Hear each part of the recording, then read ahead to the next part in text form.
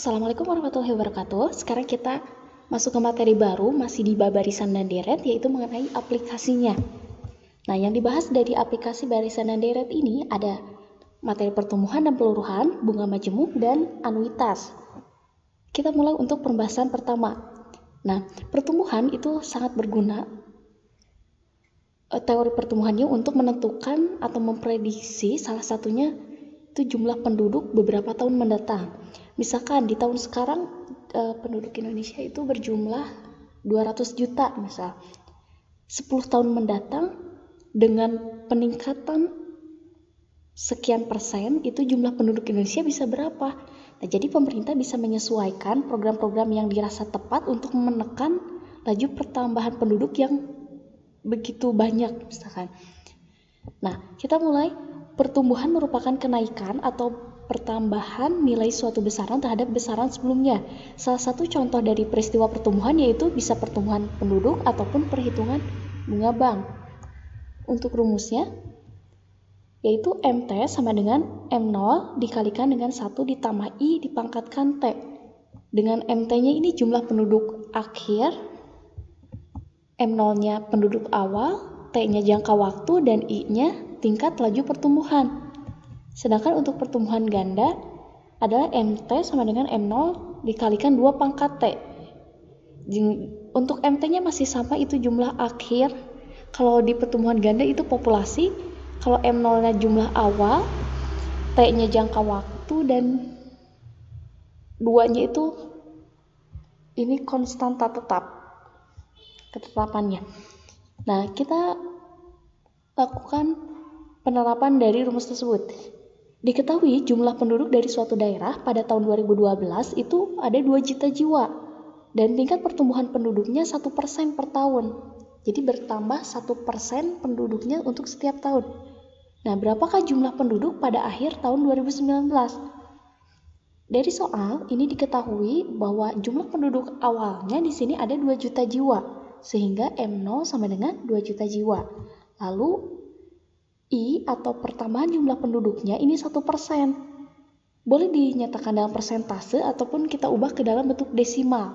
1% itu sama aja dengan 1/100 atau bisa ditulis 0,01. Dan yang diketahui lagi yaitu rentang waktunya.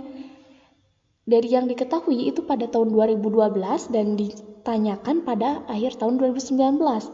Dari 2012 ke 2019 itu 7 tahun, sehingga T-nya sama dengan 7. Nah, kalau udah ketemu, berarti tinggal substitusi saja ke persamaan. Nah, kita pakai yang ini. MT-nya, T-nya 7, berarti diubah jadi M7 sama dengan 2 juta dikalikan dengan 1 ditambah 0,01 dipangkatkan 7. Kalau kalian menemukan bentuk seperti ini, sederhanakan nilai yang ada di dalam kurung terlebih dahulu.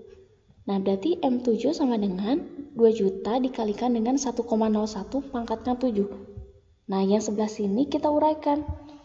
1,01 kalau dipangkatkan 7 itu 1,07 sekian. Nah, untuk angka di belakang komanya tidak harus ditulis semuanya, hanya beberapa angka saja. Tinggal dikalikan 2 juta sehingga diperoleh hasil jumlah penduduk di akhir tahun 2019 itu diprediksi sebesar 2.144.271 jiwa. Nah, seperti itu untuk pertumbuhan penduduk. Ada lagi yang sekarang yaitu peluruhan. Kalau pertumbuhan itu meningkat, kalau peluruhan itu berkurang. Jadi peluruhan ini merupakan penurunan atau pengurangan nilai suatu besaran terhadap nilai besaran sebelumnya. Contohnya bisa terjadi pada suatu peluruhan zat radioaktif ataupun penurunan harga barang. Nah, untuk rumusnya hampir mirip dengan yang pertumbuhan. Kalau pertumbuhan tadi di sininya ditambah, tapi untuk peluruhan dikurang. MT-nya sama jumlah di akhir, M0-nya jumlah awal, T-nya jangka waktu, dan P itu tingkat peluruhannya. Kalau tadi di pertumbuhan kita simbolkan sebagai I, tingkat pertumbuhan. Tapi kalau P kita simbolkan sebagai tingkat peluruhan. Nah, contohnya suatu bahan radioaktif ini awalnya berukuran 125 gram. Dia mengalami reaksi kimia seperti kayak reaksi bom lagi kayak gitu. Nah, ini menyusut 12% dari ukuran sebelumnya setiap 12 jam secara eksponensial. Nah, tentukan ukuran bahan radioaktif tersebut setelah 3 hari. Oke, diketahui dari soal itu M0-nya 125, tingkat penyusutannya itu 12%, atau bisa kita tulis ke dalam desimal menjadi 0,12. Nah, untuk T, karena di sini meluruhnya setiap 12 jam, berarti kalau sehari itu 2 kali meluruh kan? Kalau 3 hari berarti tinggal 2 kali 3 atau 6 T-nya. Bisa juga diubah dulu. 3 hari itu kan sama aja dengan 72 jam. Dibagi dengan 12 jam. 72 dibagi 12 hasilnya 6. Berarti T-nya di sini bernilai 6. Tinggal disubstitusikan. Berarti M6 sama dengan 125 dikalikan dengan 1 dikurangi 0,12 pangkatkan 6. Dahulukan yang bagian kurung terlebih dahulu. Berarti 125 kalikan dengan 0,88 pangkatkan 6. Nah, disederhanakan sehingga nanti diperoleh masanya setelah 3 hari bukan lagi 125 gram, tapi tinggal 58,05 gram. Nah, ini untuk peluruhan. Contoh lainnya bisa kalian temukan di penurunan harga barang. Nah, kalau misalkan kita beli ini barang harganya misalkan 1 juta. Biasanya setelah bertahun-tahun ada penurunan kan? Bukan lagi 1 juta saat kita menjualnya, tapi bisa saja jadi 600.000 atau jadi 500.000. Nah, kalau misalkan beberapa tahun mendatang, kira-kira harganya jadi berapa? Nah, itu bisa diprediksi juga dengan menggunakan rumus peluruhan yang ini. Nah, itu untuk materi pertumbuhan dan peluruhan. Sekarang kita masuk ke bunga majemuk. Kalau bunga majemuk, ini bunga yang timbul pada setiap akhir jangka waktu tertentu. Biasa per bulan ataupun per tahun. Ada juga yang per periode gitu. Ada yang 3 bulan sekali, ada yang mempengaruhi besarnya modal dan bunga pada setiap jangka waktunya. Untuk rumusnya hampir sama dengan yang tadi pertumbuhan.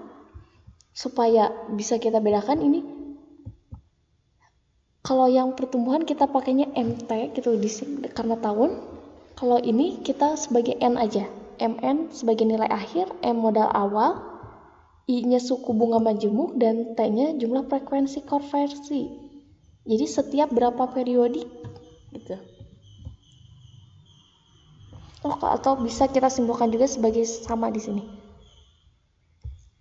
Biar sama berarti kita simpulkan sebagai N aja.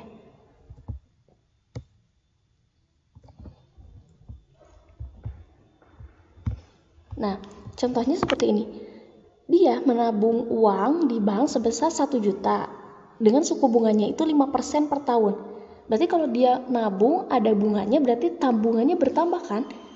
Nah, kalau dia tidak pernah mengambil uang tersebut, kira-kira setelah 5 tahun tabungannya jadi berapa? Nah, kita misalkan tadi diketahui dari soal itu jumlah tabungan awalnya itu 1 juta dan suku bunganya adalah I 5% atau bisa diubah ke dalam desimal yaitu 0,05.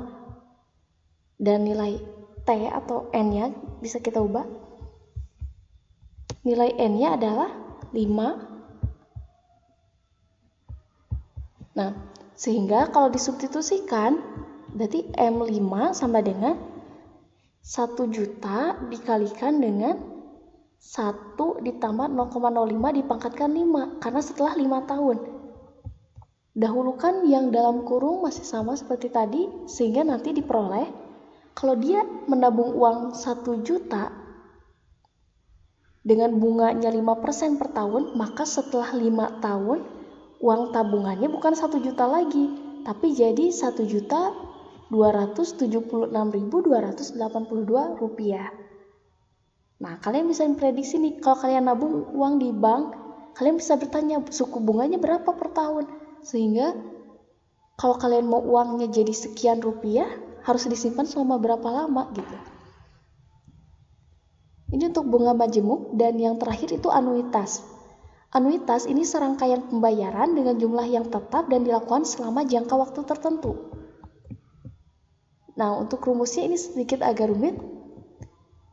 Dengan A-nya ini besaran anuitas, I-nya suku bunga, M-nya besar pinjaman, N-nya banyaknya angsuran. Nah, kalau misalkan kayak gini, kita meminjam uang nih, misalkan ada seorang ibu misalkan meminjam uang di bank sekian rupiah. Kan biasanya kalau di bank ada bunganya tuh, tiap bulan kan, karena misalkan dia pinjam 1 juta, pasti dibayarkan di bulan pertama, lalu ada sisanya, tambah bunga lagi, dibayar lagi. Masih ada sisanya, nambah bunga lagi, dibayar lagi. Nah, itu yang dimaksud dengan anuitasnya. Nah, contohnya suatu pinjaman sebesar 500.000 ini akan dilunasi dalam waktu 4 tahun. Dengan anuitas pertama dibayar setelah 1 tahun dengan bunganya 5%. Yang ditanyakan tentukan besarnya anuitas.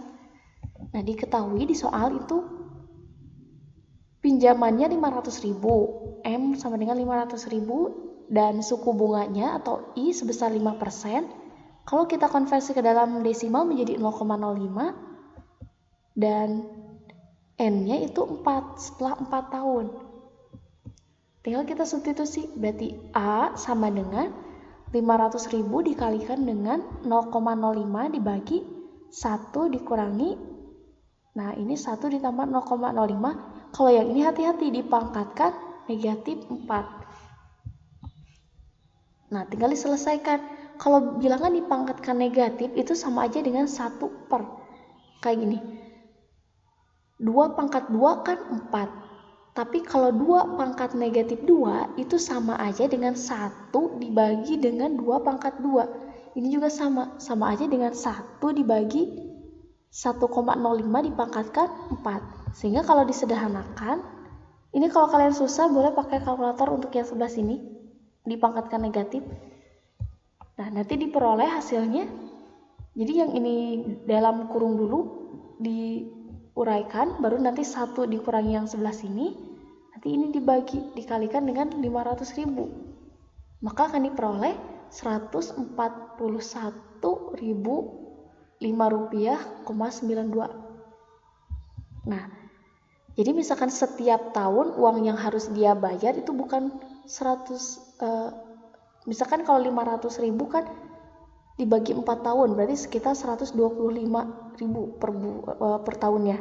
Tapi kan kalau anuitas itu kalau pinjaman ada bunganya, berarti plus bunganya dia membayar segini untuk setiap tahunnya. Nah, begitu untuk pembahasan materi kita kali ini. Untuk latihan soal silakan dikerjakan, bagi yang kurang dimengerti harap bertanya. Sekian pertemuan kita, semoga bermanfaat. Wassalamualaikum warahmatullahi wabarakatuh.